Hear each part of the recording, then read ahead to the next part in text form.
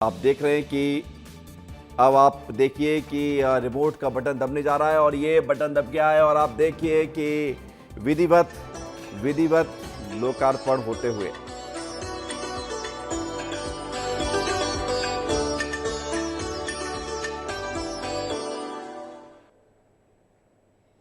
बहुत बहुत आभार महोदय। पट्टिका अनावरण के साथ ही मैं तो उद्घाटन हो गया है। प्रधानमंत्री नरेंद्र मोदी के द्वारा रिमोट का बटन दबाकर लोकसभा के लोकार्पण का कार्यक्रम पूरा हो चुका है और ये तस्वीर हम आपको दिखा रहे हैं।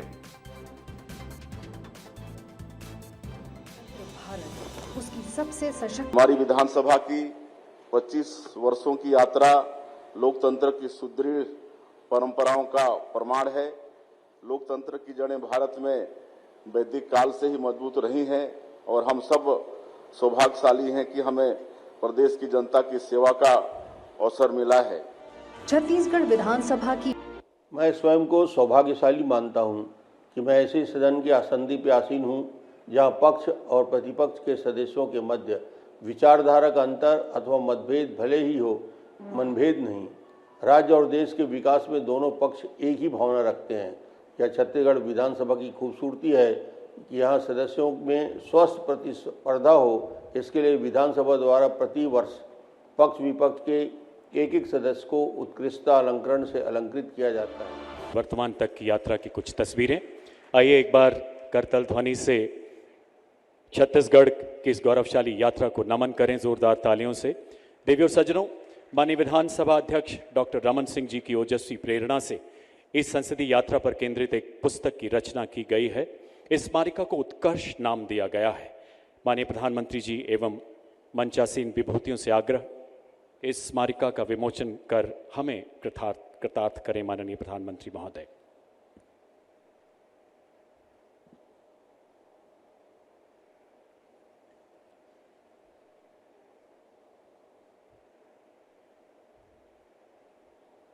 विगत 25 सालों की स्मृतियों को संजोए पुस्तक विमोचन कार्यक्रम हम आपको दिखा रहे हैं। प्रधानमंत्री नरेंद्र मोदी ने पिछले 25 साल के इस विकास यात्रा पर आधारित एक पुस्तक का विमोचन किया है।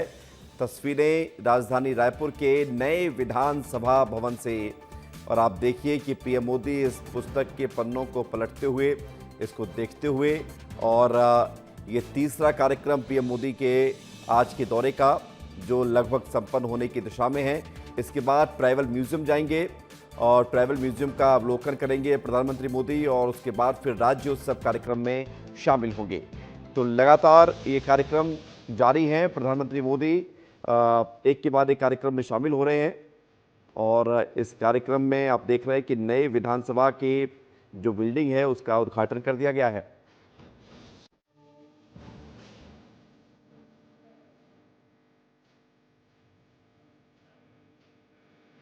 तो तस्वीर आप देख लीजिए और बड़ी खबर यह है कि राज्योत्सव में आज सौगातें भी दी जा रही हैं। सिर्फ 25 साल का छत्तीसगढ़ हो गया है, यही एक बड़ा पल नहीं है।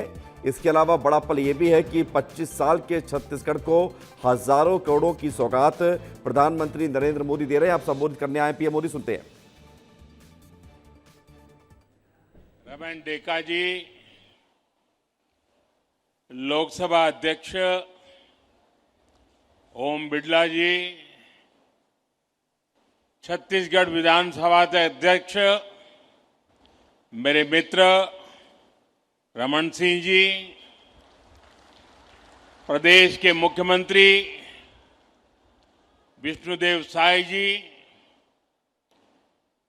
केंद्र सरकार में मेरे सहयोगी मंत्री तोखन साहू जी,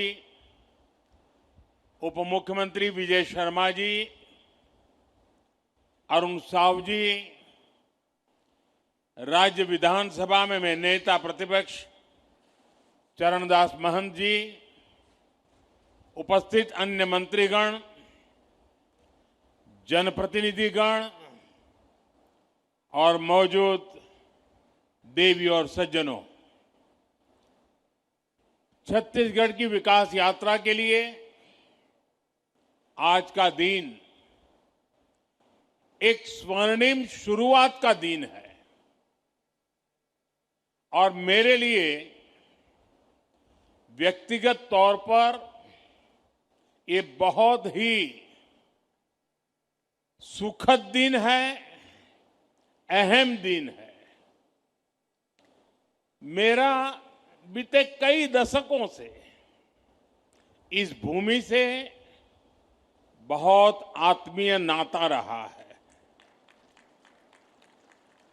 एक कार्यकर्ता के रूप में मैंने छत्तीसगढ़ में बहुत समय बिताया। यहां से मुझे बहुत कुछ सीखने को मिला। मेरे जीवन को घड़ने में यहां के लोगों का, यहां की भूमि का बहुत बड़ा आशीर्वाद रहा है। छत्तीसगढ़ की परिकल्पना, इसके निर्माण का संकल्प और फिर उस संकल्प की सिद्धि, हर एक क्षण पर मैं छत्तीसगढ़ के परिवर्तन का साक्षी रहा हूं। और आज जब छत्तीसगढ़ 25 वर्षों की यात्रा के अहम पड़ाव पर पहुंचा है, तो मुझे इस क्षण का भी सहभागी बनने का अवसर मिला है। आज इस रजत जयंती के उत्सव पर मुझे राज्य के लोगों के लिए इस नई विधानसभा के लोकार्पण करने का सौभाग्य मिला है। मैं छत्तीसगढ़ के लोगों को, राज्य सरकार को इस अवसर पर अपनी शुभकामनाएं देता हूं, बधाई देता हूं। साथियों, 2025 का ये वर्ष भारतीय गणतंत्र का अमृत वर्ष भी है। 75 वर्ष पहले भारत ने अपना संविधान देशवासियों को समर्पित किया था। ऐसे में आज इस ऐतिहासिक अवसर पर मैं इस अंचल से संविधान सभा के सदस्य रहे रविशंकर शुक्ल जी, बैरिस्टर ठाकुर छेदीलाल जी, घनश्याम सिंह गुप्त जी, किशोरी मोहन त्रिपाठी जी, राम प्रसाद पोटाई जी और रघुराज सिंह जैसे मनीषियों का स्मरण करते हुए उन्हें अपनी श्रद्धांजलि देता हूं।